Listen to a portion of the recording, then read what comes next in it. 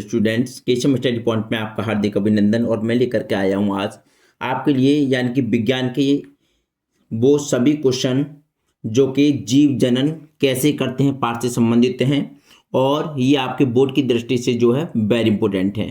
तो एक एक प्रश्न को हम करते हैं। ये 10th क्लास के लिए वीडियो जो है वेरी इंपॉर्टेंट है और एक एक प्रश्न को बड़े अच्छी तरीके से आपको समझना है। तो देखिए, पहला क्वेश्चन है हमारा, यानी कि निम्न में कौन से पौधे में पुष्प एक लिंगी होते हैं।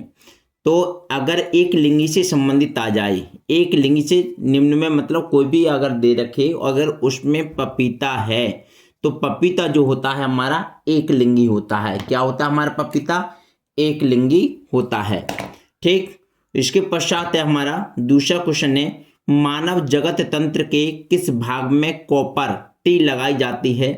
तो मानव जनन तंत्र के किस भाग में यानी कि कॉपर टी लगाई जाती है? तो गर्भाशय में, गर्भाशय में जो है कॉपर टी लगाई जाती है। ठीक है, और इसके बाद है हमारा नेक्स्ट क्वेश्चन है, पुनरुद्ध भवन पाया जाता है। तो देखिए, पुनरुद्ध भवन ये पाया जाता है, ये हाइड्रा और प्लेनेरिया में पाया जाता है। किसमें? हाइड्रा और प्लेनेरिया में पाया जाता है पुनरुद्ध भवन। देखिए, पुनरुद्ध भवन का मतलब क्या होता है? यानी कि एक के बाद में अनेक बन जाना। जैसे कि आप जानते हैं कि हाइड्रा को जितने हम उसको अलग अलग करें उतने हाइड्रा तैयार हो जाएंगे। ऐसे ही प्लेनेरिया, आपने देखा पुनरुद्ध भवन की जैसे कोई चीज कम कर दी जाए और वो चीज अपना पूर्ति हो जाती है। जैसे आपने देखा होगा छिपकली, छिपकली की पूंछ कट जाती है, उसके कुछ दिनों बाद जो उसकी छिपकली की पूंछ जो है पूरी हो जाती है। तो यही वही पुनरुद्ध भवन होता है। ठीक है, अब अगला क्वेश्चन है हमारा, अगला क्वेश्चन हमारा, पत्तियों द्वारा कायिक जनन होता है। पत्तियों द्वारा कायिक जनन होता है अथवा पत्तियों पर कलियां विकसित होती हैं। तो देखिए, ये कहलाता हमारी ब्रायोफिल्मम। क्या कहलाता है? ब्रायोफिल्मम कहलाता है।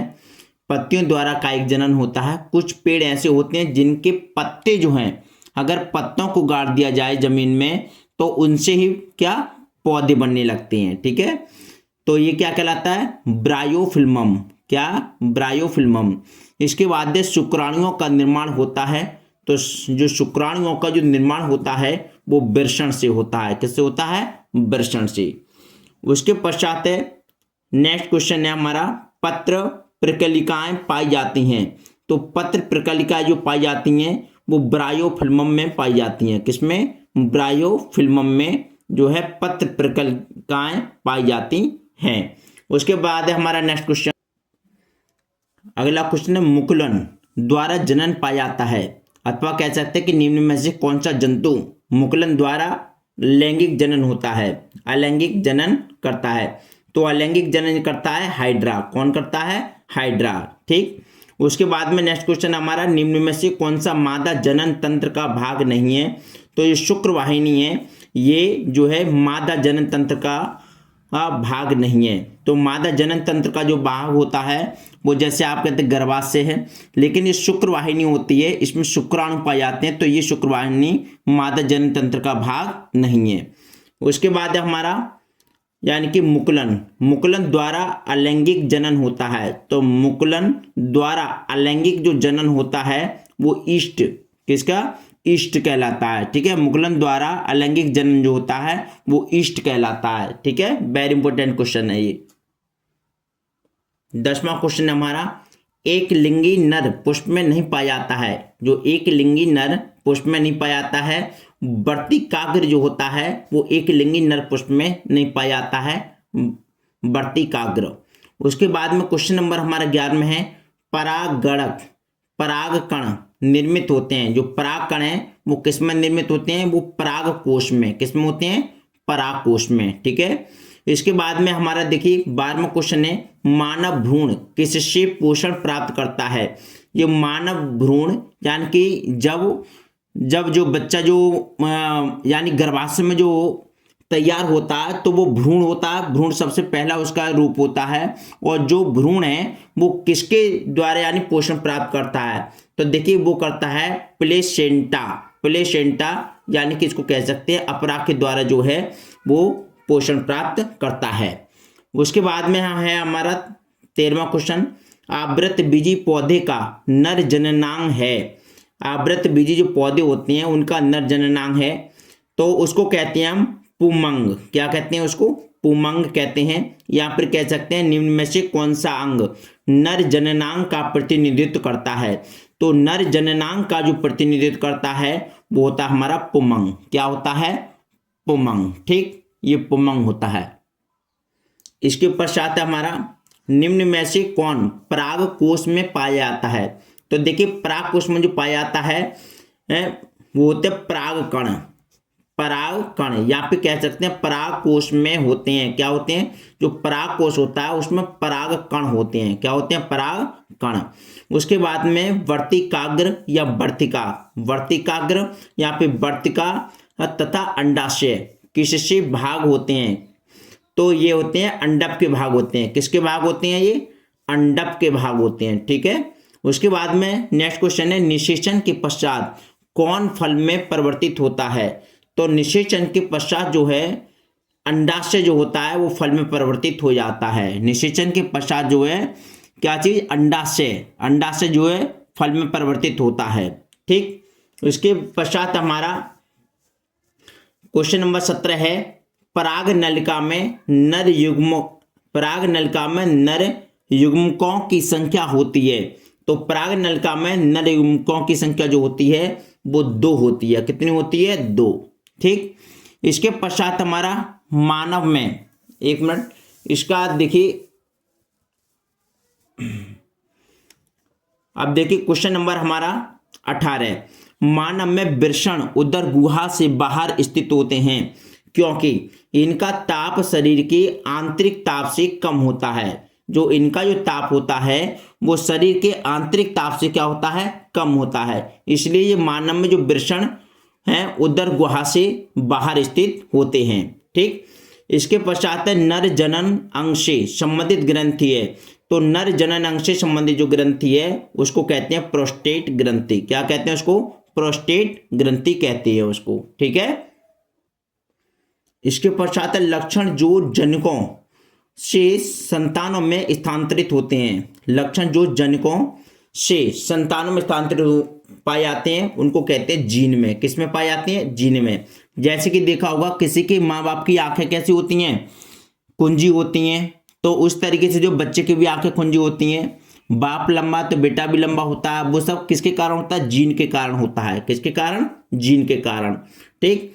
इसके पश्चात 21वां क्वेश्चन हमारा संततियों, संततियों में होती है क्या जनकों से समानताएं एवं भिन्नताएं? जनकों से समानता एवं भिन्नताएं। उसके पश्चात कौन सा अमीबा स्पायरोगाइरा तथा ईस्ट के जनन का सामान्य अभिलक्षण है? तो देखिए इसका सही जवाब होगा ये अलैंगिक रूप से जनन करते हैं। ये क्या करते हैं? अलैंगिक रूप से जनन करते हैं। उसके पश्चात देखिए, उसके पश्चात क्वेश्चन नंबर 23, क्वेश्चन नंबर 23 को देखेंगे। देखिए क्वेश्चन नंबर 23 से हमारा पुष्प के कितने भाग होते हैं? तो पुष्प के जो भाग होते हैं वो 4 भाग होते हैं। पुष्प के कितने भाग होते हैं? 4। अब देखते हैं, देखो पुष्प के कितने भाग होते हैं? 4 भाग होते हैं। सबसे पहला आपको बता दूं, पहला भाग होता है बाह्य दल। क्या होता है? बाह्य दल इसका पहला भाग होता है। और दूसरा जो होता है हमारा, इसको बोलते हैं हम दल। क्या बोलते हैं इसको? दल बोलते हैं। और तीसरा जो भाग होता है हमारा, इसको बोलते हैं पुंकेश्वर। क्या बोलते हैं इसको? पुंकेश्वर। और जो चौथा भाग जो होता है ये होता हमारा जायाद। क्या होता है? जायाद। ठीक है। तो ये 4 भाग होते हैं हमारे। कितने होते हैं? 4 भाग। अब देखिए इसमें जो बाह्य दल होता है ये बाहरी साइड का एरिया होता है। दल उसके अंदर होता है। जो दल होता है ये बाह्य दल के अंदर होता है। और जो पुंकेश्वर जो होता है ये फूल का नर भाग होते हैं। ये क्या होता है? ये फूल का नर भाग। और ये जायाद होता है ये क्या होता है? ये हमारा ये जो है ये मादा भाग होता है। और इसके अंदर क्या होता है? इसके अंदर जो है अंडाशय होता है जिसमें कि बीजांड होते हैं। ठीक है। ये हो गया हमारे पुष्प के 4 भाग हो गए। ठीक। उसके बाद में क्वेश्चन 24वां है, यानी कि बीजाणु निर्माण द्वारा अलैंगिक जनन पाया जाता है तो बीजाणु निर्माण द्वारा जो अलैंगिक जो जनन पाया जाता है वो मांस में पाया जाता है। किसमें पाया जाता है? मांस में। उसके बाद में है म्यूकर में अलैंगिक जनन होता है। तो म्यूकर में जो अलैंगिक जनन होता है वो मुकुलन द्वारा होता है। किसके द्वारा होता है? मुकुलन द्वारा होता है। उसके पश्चात देखते हैं हम, देखिए अगला क्वेश्चन है हमारा 26वां क्वेश्चन, यानी कि कायिक जो जनन है किसके द्वारा संभव है? तो कायिक जो जनन होते हैं वो जड़ों से या फिर तनों से या फिर पत्तियों से। जो कायिक जनन होते हैं वो जड़ों से हो जाते हैं, किसी की जड़ काट के लगा देना, या फिर तने द्वारा या फिर पत्तियों द्वारा। ठीक है, पत्तियों द्वारा भी आपने देखोगे बहुत सारे पौधे जो पत्तियों द्वारा हो जाते हैं। ठीक, और इसी तरीके से हमारे क्या होते हैं, कुछ तने होते हैं, तनों से पौधे हो जाते हैं, कुछ जड़ों से पौधे हो जाते हैं, उनकी जड़ गाड़ दो तो पौधे हो जाते हैं।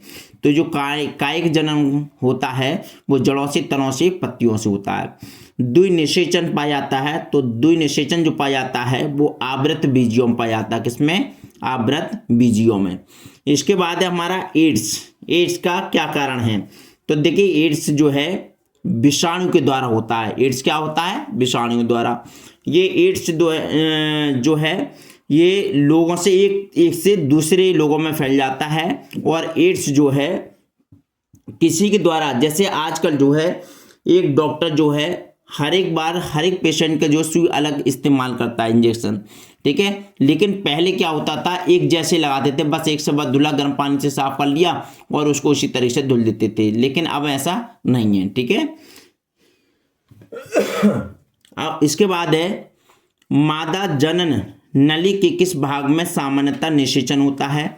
तो जो मादा जनन नली है कि किस भाग में सामान्यतः निषेचन होता है? तो ये होता है फैलोपियन नलिका में। फैलोपियन नलिका में जो है मादा जनन है सामान्यतः निषेचन होता है। ठीक है, ये क्वेश्चन हो गया हमारे 30। इसके बाद देखते हैं हम, अब देखिए क्वेश्चन नंबर हमारा 30, यानी कि नलबंदी या इसको नसबंदी कहते हैं। जन्म नियंत्रण की शल्य क्रिया विधि की जाती है।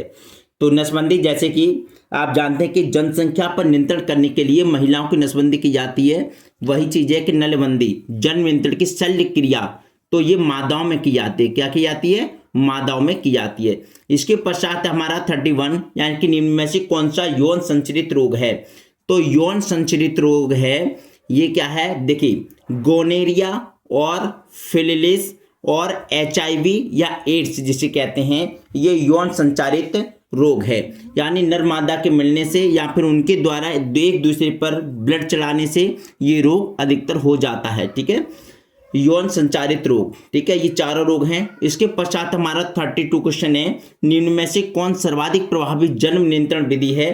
तो देखिए निम्न में से कौन सर्वाधिक, वेरी इंपोर्टेंट क्वेश्चन, सर्वाधिक प्रभावी जन्म नियंत्रण है? देखिए जनसंख्या पर नियंत्रण करने के लिए सबसे ज्यादा जो विधि है वंध्याकरण जो विधि है वो अपनाई जाती है। ठीक है, सर्वाधिक प्रभावी जन्म नियंत्रण विधि है वंध्याकरण। उसके पश्चात हमारा नेक्स्ट है, यानी कि 33वां क्वेश्चन है। 33वां क्वेश्चन देखो मानव नरों में, यानी कि मानव नरों में यौवनारंभ किस आयु के मध्य प्राप्त होता है? तो मानव नरों में यौवनारंभ मतलब देखिए पहली होती है हमारी शिशुअवस्था होती है, उसके बाद में बाल अवस्था होती है, और बाल अवस्था के बाद में जो किशोर अवस्था होती है। तो किशोर अवस्था जो स्टार्ट होती है उसी को यौवनारंभ कहते हैं। और जो यौवनारंभ जो होता है तो वो 13 से लेकर के 14 वर्ष के बच्चों से प्रारंभ हो जाता है। तभी आपने देखा होगा पहले जो है अधिकतर शादियां जो हो जाती थी 13 या 14 साल के बच्चों की शादियां हो जाती थी, तो इसी को कहते हैं यौवनारंभ।